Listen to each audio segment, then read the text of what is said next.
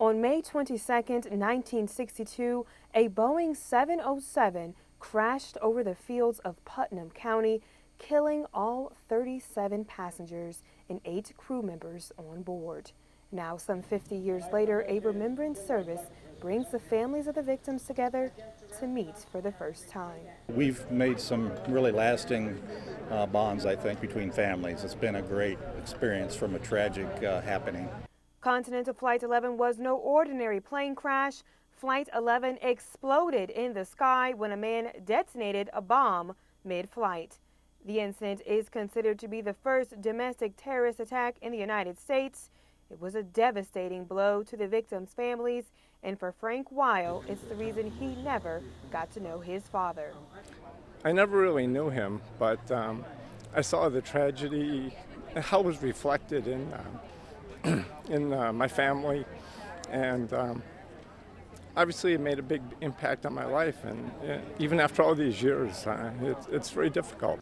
It's also difficult for Ronnie Cook, who was 17 at the time. At 4 in the morning that fateful day, he and his father were the ones who found pieces of the plane in this field near their home. Walked around and there was that big fuselage laying there with that big black hole in it. And we went for help then. Today's guest speaker is Andrew Russell, an aviation enthusiast. He traveled from New Zealand to Unionville to be a part of today's ceremony.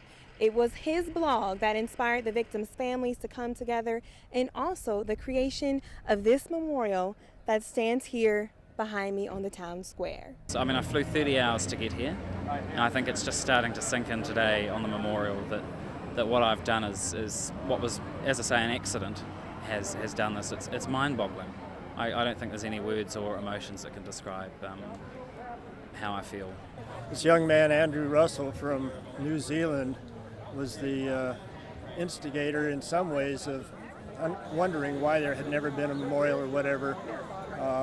He has no idea how he has brought families together, including our family of cousins who haven't spoken for years. As the families visited the crash site, they were able to touch the earth where their loved ones spent their last seconds and build bonds with others who share their pain.